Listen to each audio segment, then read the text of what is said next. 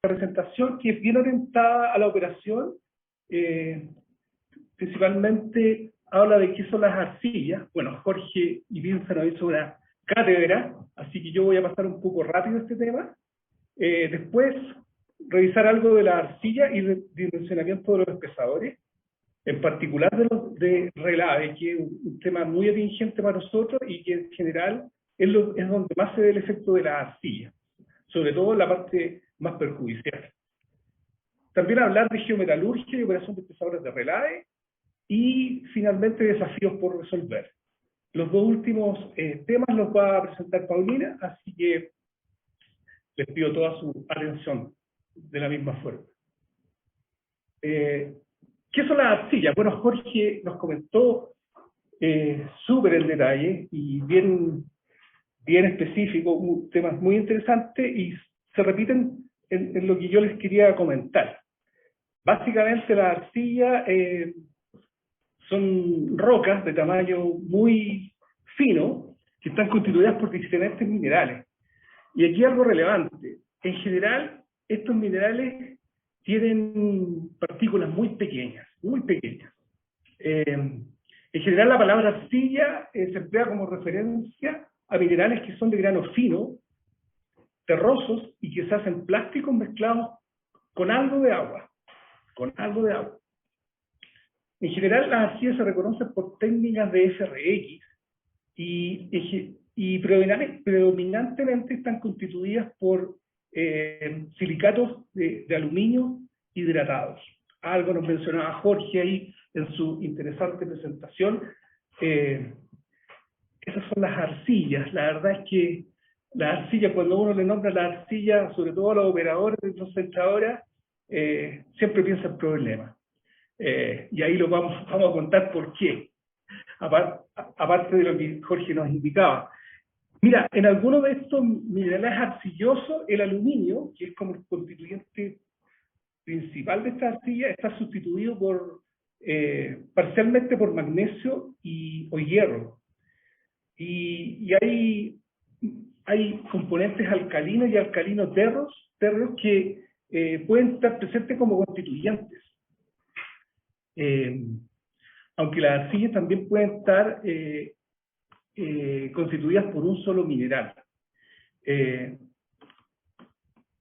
Sorry, estoy sacando algo que no me deja ver bien la pantalla, pero ahí se arregló.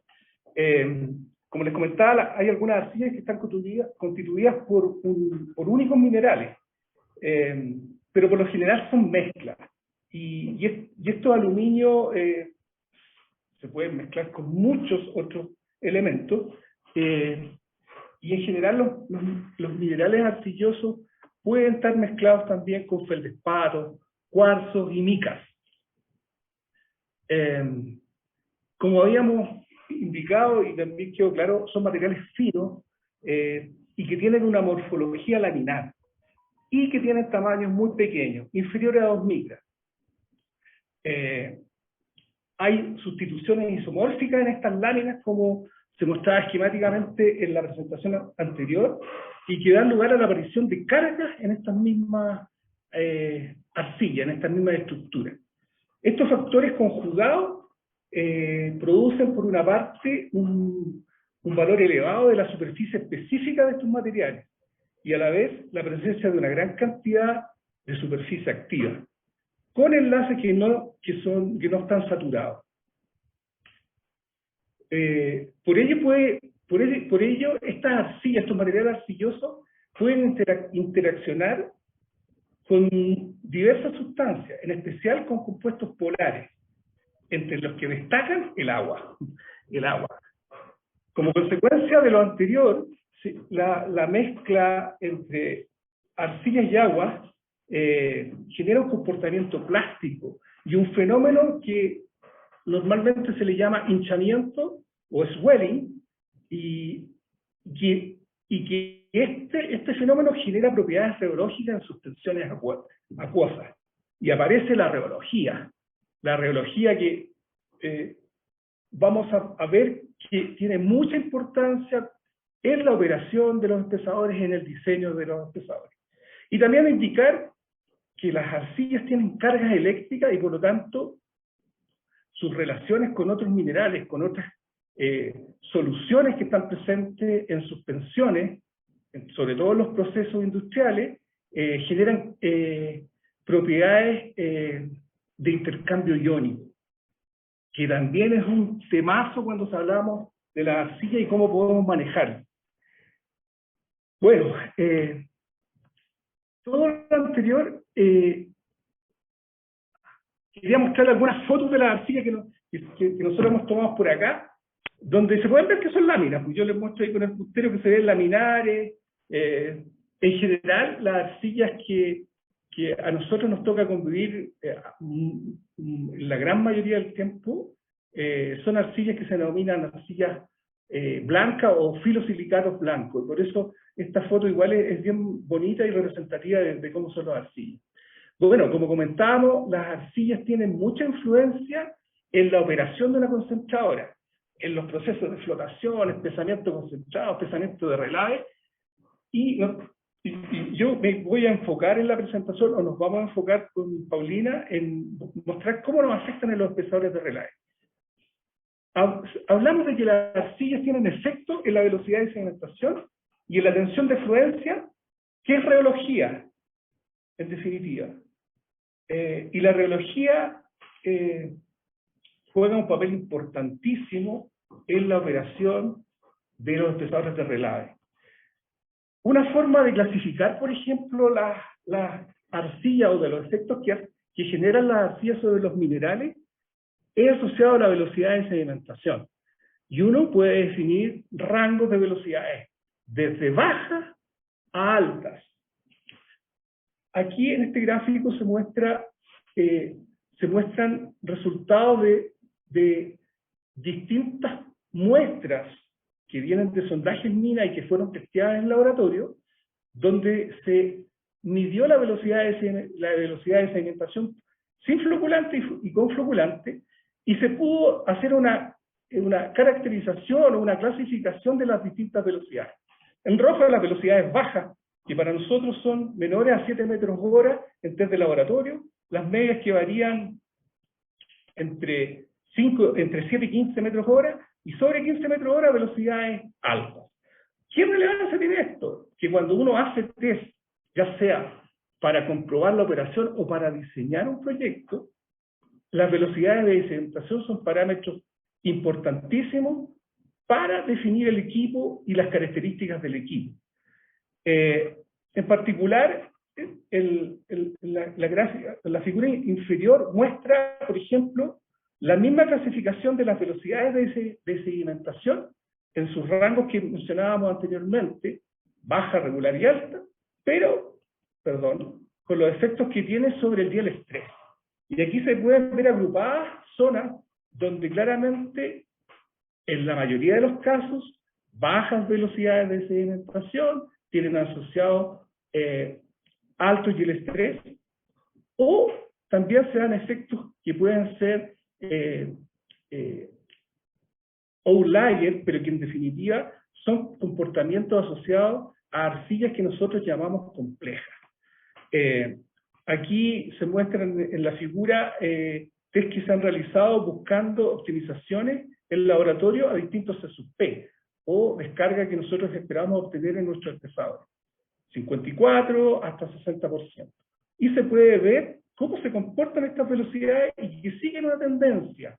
Y efectivamente, la gran mayoría de las muestras, y que están asociadas a la arcilla, como vamos a ver más adelante, bajas velocidades de sedimentación, tienen alto y el estrés, que complica la operación de los pesadores y que están asociados a la aparición o a las concentraciones de esta arcilla en los minerales.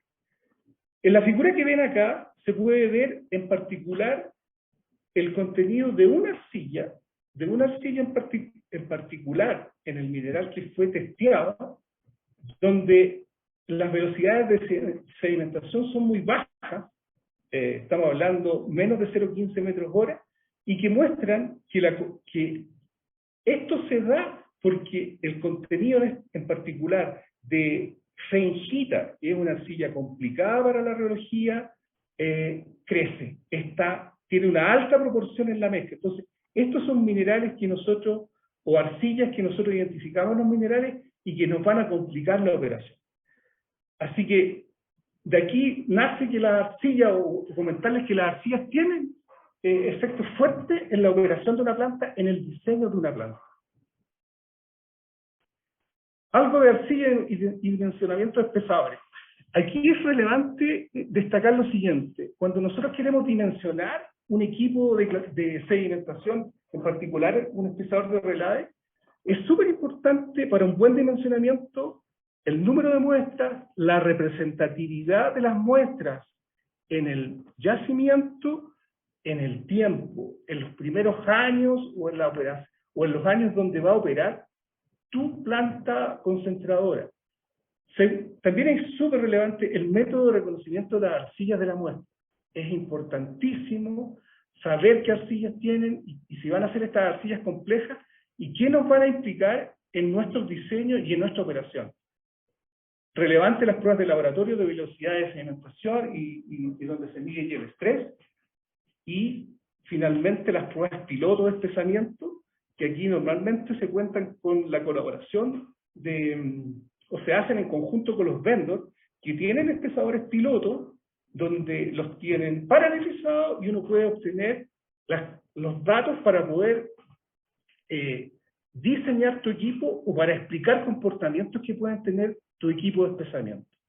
¿Ya? Entonces, relevante es considerar que la muestra más compleja que nosotros encontramos en nuestro plan minero hay que ponerle mucha atención, porque generalmente estas son las que nos van a establecer dónde nosotros tenemos que diseñar nuestro espesador.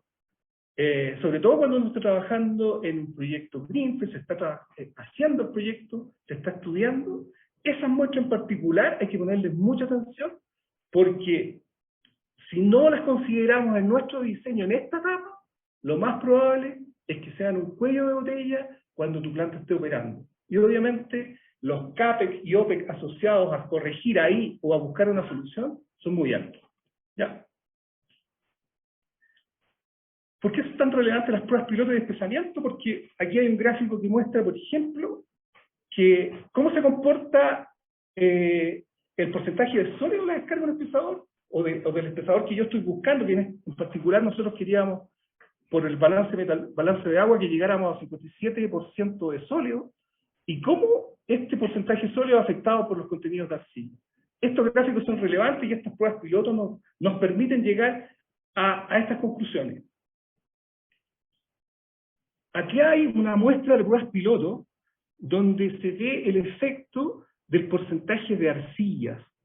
Aquí hay dos muestras de yacimiento que tienen 10% de arcilla y 5% de arcilla, piloteadas. Y vean ustedes cómo se comportan las curvas asociando porcentaje sólido y el estrés. Aquí, por ejemplo, para 57% de sólido, fíjense la diferencia que existe en el estrés o la tensión de fluencia que van a ver nuestra rastra, que va a ver nuestro equipo, que varía entre 20 y 55, 57. Créanme ustedes que esa diferencia en el estrés en un equipo en operación es importantísimo, te genera operaciones totalmente distintas y obviamente que tu equipo tiene que estar dimensionado para eso, porque si tú dimensionas un equipo o tu espesador para 20 o 30 pascales y te aparecen muestras que tienen 60 o 80, te va a generar una restricción. Te va a generar una restricción que la puedes solamente compensar con estrategias operacionales o colocando más equipos o portfolioando tus equipos que ya tienes disponibles para operar. Así que sumamente relevante, yo quiero dejar este punto. Las arcillas hay que caracterizarlas bien para dimensionar los equipos o para corregir la operación cuando no teníamos toda la información. Aquí voy a pasar bastante rápido porque en general quería hablar un poco de la clasificación de los espesadores, hablando del diseño. Rápidamente, los espesadores podemos clasificarlos por su estructura y por su operación. Estructuralmente, espesadores del tipo puente, columna, atracción periférica, y hay espesadores sin mecanismo. Y por operación, en general los espesadores Pueden ser convencionales, high rate, high density y de pasta. Rápidamente, las diferencias asociadas a estos tipos de clasificación, no sé, los tipos puentes se usan normalmente para los espesadores de concentrado y es un puente que recorre completo el espesador y es para diámetros entre 120 y 40 pies. Los espesadores de columna, aquí el mecanismo todo está soportado sobre una columna central. Son espesadores que pueden llegar a medir entre 120 y 140 pies y generalmente se usan para espesadores de concentrado y antiguamente también se usaban para espesadores convencionales, sobre todo los primeros espesadores que salieron al mercado y que se instalaron en las plantas concentradoras. También están los espesadores con tracción periférica, donde en definitiva la arrastra, la mueve motores que van en la periferia del espesador, con un riel o con una cremallera. Estos espesadores, por su condición, no tienen un sistema de levante como hoy día, como traen todos los espesadores más modernos hoy día. Y también están los espesadores sin mecanismo, y el que yo conozco y el que yo encontré y que en alguna oportunidad vi operar era el ENCO ICAR, que es un espesador muy específico, con diámetros hasta 40 pies, no pueden ser mayores por su geometría, con un ángulo de cono muy pronunciado, y que generalmente se utiliza para tratar o relaves o overflow de ciclones que se alimentan al espesador por un tema de proceso. En el caso de los tipos de espesadores por operación, están los convencionales, los high rate, los high density y los pasta. Los convencionales, que ya hoy día vienen en franca retirada, no tenían dilución, usaban harto floculante, pero eran ineficientes y no, obviamente que para materiales que tienen arcilla, eran casi impracticables. Los espesadores high rate incorporaron una innovación tremenda que fue buscar el óptimo de la dilución de la pulpa y de la adición de floculante, y eso permitió que para un mismo diámetro un espesador aumentara en 2 veces o 2,5 veces su capacidad. Contarles, por ejemplo, que nosotros tenemos una experiencia, yo tengo una experiencia, me tocó trabajar convirtiendo un espesador convencional de 300 pies a un espesador del tipo high rate. El espesador convencional procesaba 15.000 toneladas por día. El high rate llegó a procesar 45.000 toneladas por día. Esa es la diferencia. Uso óptimo del floculante y de la dilución de la pulpa. Los high density son muy parecidos a los espesadores high rate, pero tienen la particularidad que se modifica un poco el ángulo de cono y permiten descargar a un porcentaje de sólido más alto. Usan un factor de diseño, que es el factor K, que algo les quería comentar, que es más alto que los high density. Y los espesadores de pasta, que son espesadores mucho más esbeltos, y que obtenemos sólido en la descarga de hasta 75-80% sólido. Normalmente se están utilizando estos espesadores en depósitos de relave para generar relaves muy compactados y que permitan desarrollar tranques que no tienen laguna, agua.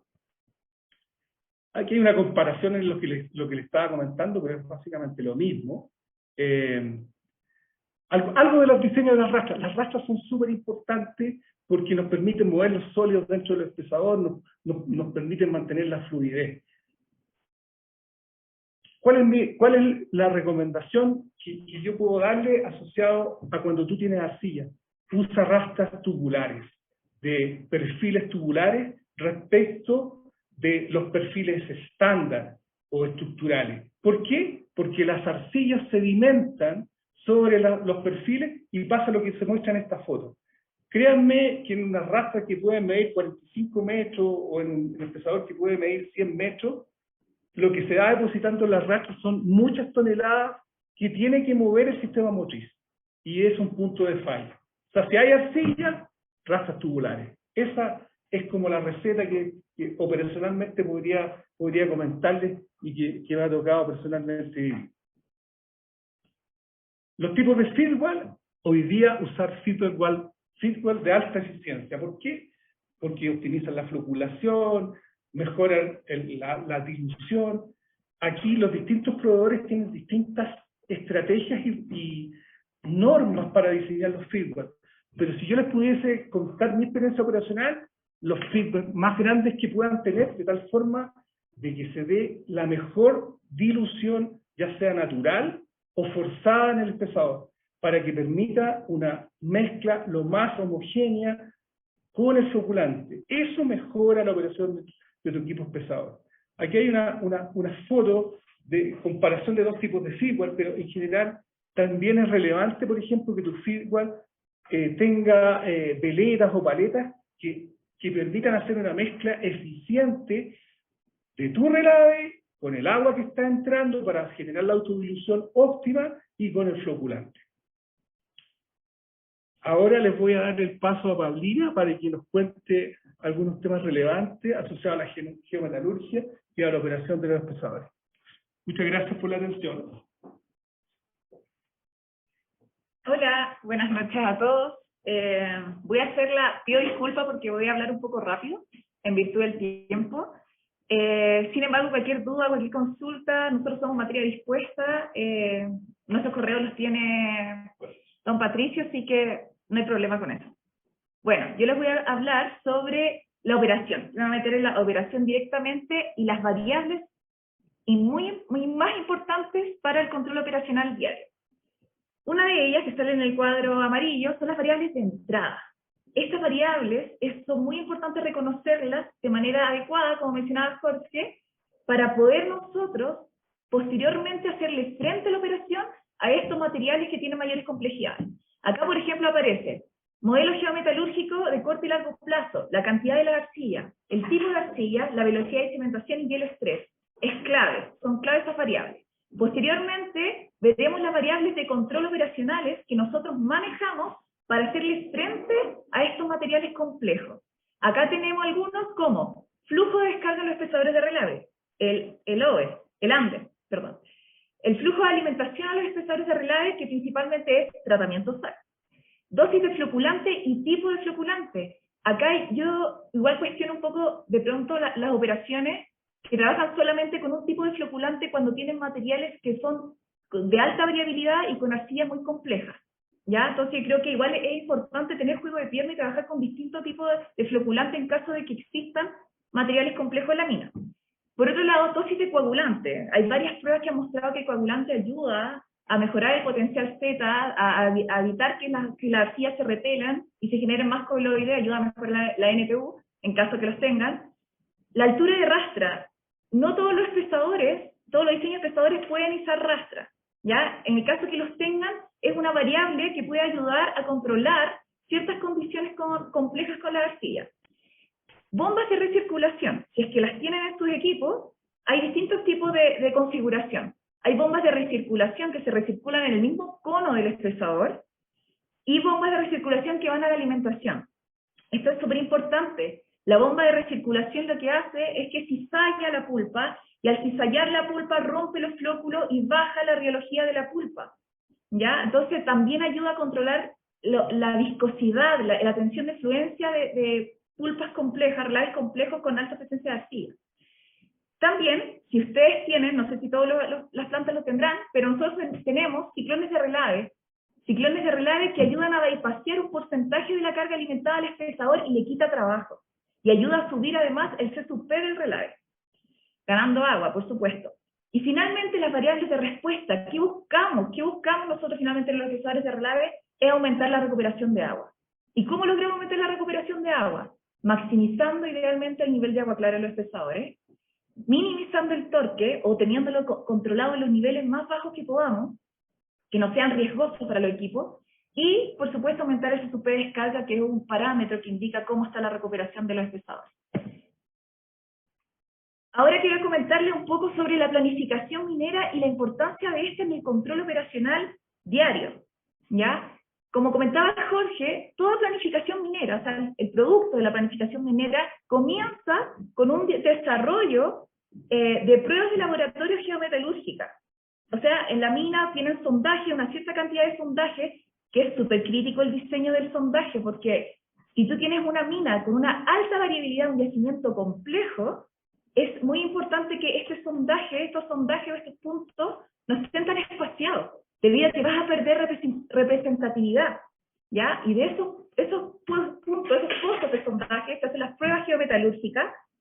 A partir de esas pruebas geometalúrgicas, que están con un cierto estándar, un cierto protocolo, unos ciertos reactivos, por ejemplo, para la flota, se genera el modelo de bloque geometalúrgico. ¿Y qué hace el modelo de bloque geometalúrgico? Estima el comportamiento del yacimiento en los puntos donde no hay muestras de sondaje, ¿ya? Entonces, el modelo, cómo se modela, la estrategia que se usa para estimar, también es súper clave para el modelo de bloque. Y el modelo de bloque geometalúrgico, una vez que se obtiene, pasa al modelo de proceso.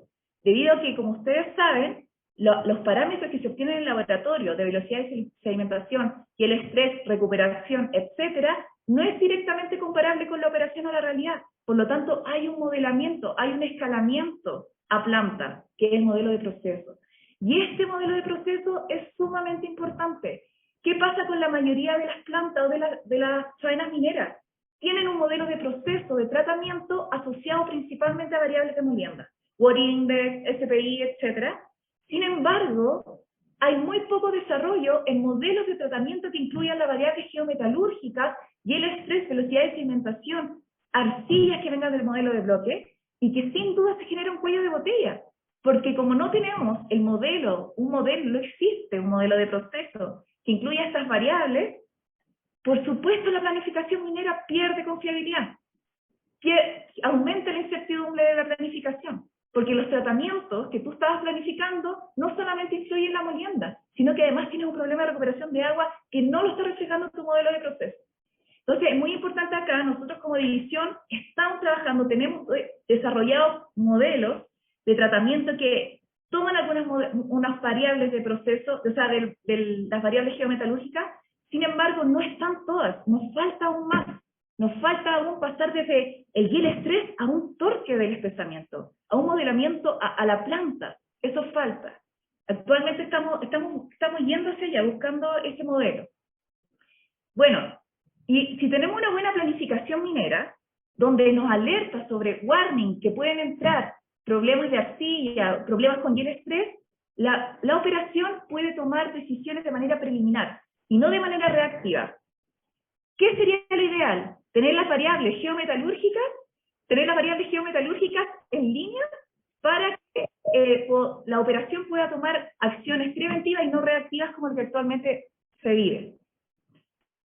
Bueno, acá están los modelos de bloque, de arcilla, sedimentación, no me voy a detener mucho acá, y acá también habla sobre, más cuando uno planifica el quinquenio o el trienio, acá se ven, hay pruebas geometalúrgicas de lo que viene. Y por ejemplo, acá en esta gráfica, la parte de sedimentación, nos dice, el 2021 y el 2026 vas a tener baja velocidad de sedimentación, muy baja. Entonces, como operaciones, nosotros, este es un input donde nosotros tenemos que tomar acción. Modificamos nuestro proceso, cambiamos el floculante, ¿qué hacemos? ¿Qué hacemos para poder enfrentar estos años que vienen al futuro? Por eso es tan importante la planificación. Y acá, ahora voy a pasar a hablar de las variables de control. Ahora nos vamos a la operación. ¿Qué hacemos nosotros, los operadores, para poder hacerle frente a estos minerales? Hay una variable que nosotros incorporamos para el control de torque y arcillas complejas. Es una variable que nosotros incorporamos este año a nuestro control, que es el control de inventario de los espesadores, que es lo que ingresa menos lo que sale tiene que ser igual a 0.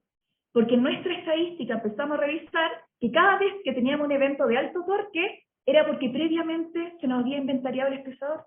Entonces cambiamos la forma de operar. Ya no operamos solamente con el flujo de descarga, sino que mirábamos también la alimentación y cómo se generaba el desbalance de masa dentro del espesador. Para esto, para poder llegar a este control, es muy importante el tema de la confiabilidad de la instrumentación. Si hay flujómetros que no son confiables, si hay densímetros que están con problemas, por supuesto, la toma de decisiones va a estar errada.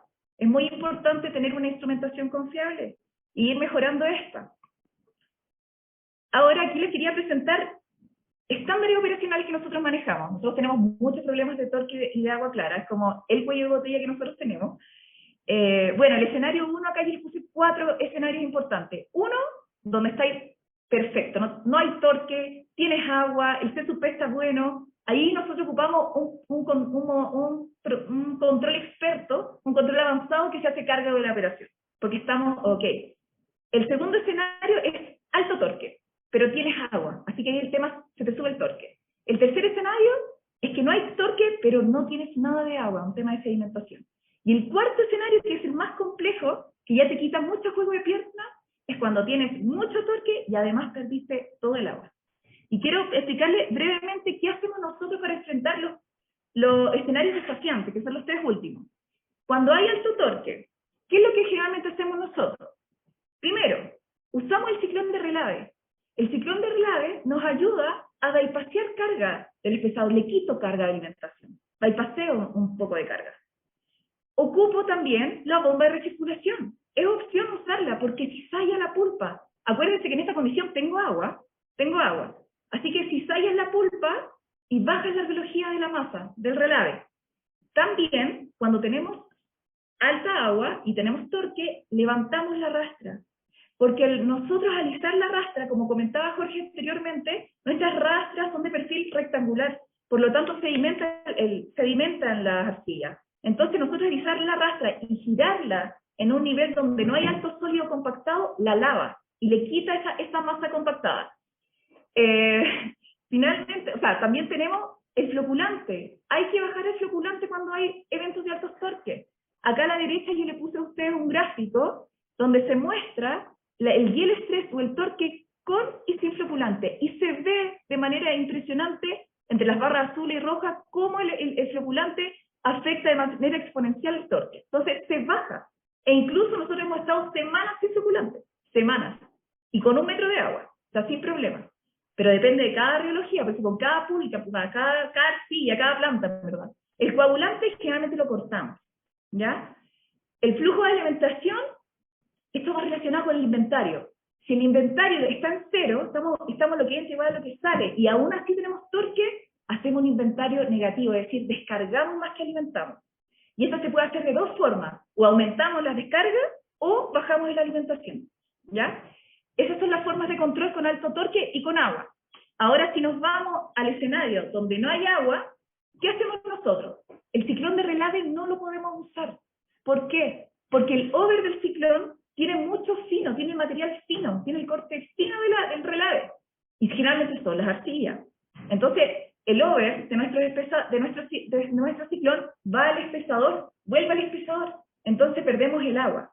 ¿Ya? Entonces, el ciclón no se usa cuando hay poco nivel de agua clara porque nos hace perder más agua. La bomba de recirculación que nosotros tenemos, se recircula a la alimentación del espesador. Y este sólido está en torno a 54%. Por lo tanto, si tengo bajo nivel de agua clara, yo no puedo usar la bomba de recirculación porque el sólido del feedwell me sube. Y por lo tanto, la velocidad de sedimentación se ve perjudicada. Izar rastra tampoco lo podemos hacer porque generalmente no tenemos agua. Entonces, el lavado es ineficiente porque tienes una cama que llega hasta arriba. Tienes 5 centímetros de agua o 2 centímetros, o generalmente no tienes. Entonces, el lavar la rastra no la usamos cuando no tenemos agua. ¿Qué hacemos? Si subimos floculante, si es que los torques están bajos, siempre mirando los torques, que no se vean afectados, que no tengan tendencia al alza. Coagulante, por supuesto, nos ayuda a mejorar. La combinación floculante-coagulante tiene un efecto súper positivo en la velocidad de sedimentación. Y además el flujo de alimentación también. Si vemos que le aumentamos el floculante, si estamos con coagulante y aún así no vemos una tendencia en recuperar el agua, hay que bajar el flujo de alimentación, porque eso le da más área, más tiempo de resistencia al relave para sedimentar. Y el uso de turbinas, nosotros tenemos turbinas que ayudan a bajar el sólido del feedwell. Eso depende del nivel de agua clara, porque si tienes muy bajito, 5 centímetros, vas a estar tirando prácticamente relave para adentro, más que agua. Y finalmente les quería presentar el peor escenario, que es cuando tienes alto torque y bajo nivel de agua clara. Acá lo que hay que hacer, según la condición de cada faena minera, tienen que decidirse por alguna. Nosotros, actualmente, por la confiabilidad de nuestras rastras, desde el punto de vista de mantenimiento, y porque nos ha pasado que hemos embancado en ciertas ocasiones equipos y sabemos que eso significa una detención de 10 días y una disminución a la mitad del rate de la planta, el torque para nosotros es prioridad 1. Primero, asegurar el equipo, no poner en riesgo desde el punto de vista mecánico el equipo, y luego viene el tema del agua, el agua en resultante. Entonces, primero tienen que definir ustedes, dependiendo de cómo es su condición del equipo, qué es más prioritario para ustedes. Para nosotros es el torque.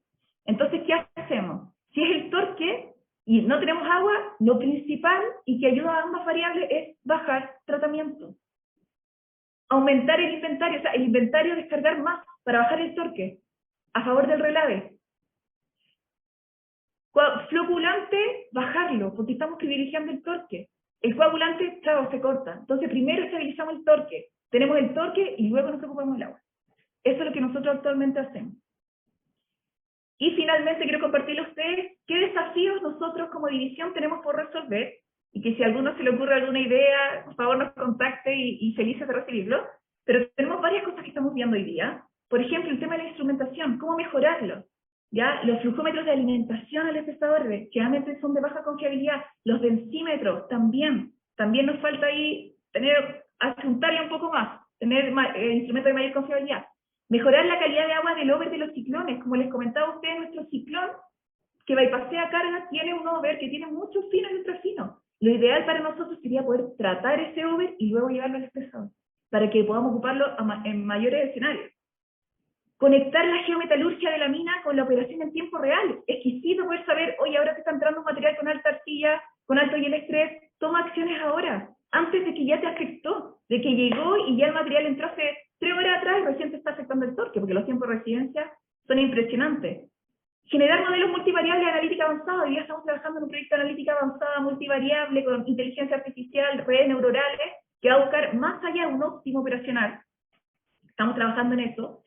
Encontrar el modelo de tratamiento en función de las variables de tratamiento. Eso también es súper clave para los planes mineros, de poner la recuperación de agua. Tener un reómetro en línea. Nosotros hoy día tomamos biología para el control operacional, pero se demoran 12 a 24 horas en tener el resultado de la muestra. Eso ya pasó, o sea, no podemos hacer un control. Reómetro en línea. Queremos instalar uno. Encontrar un modificador riológico que permita mejorar también la viscosidad de la pulpa, o la alta y el estrés. Y además, buscar floculantes que no sean tan riológicos, que no suban tanto el estrés y también mantengan la velocidad de sedimentación.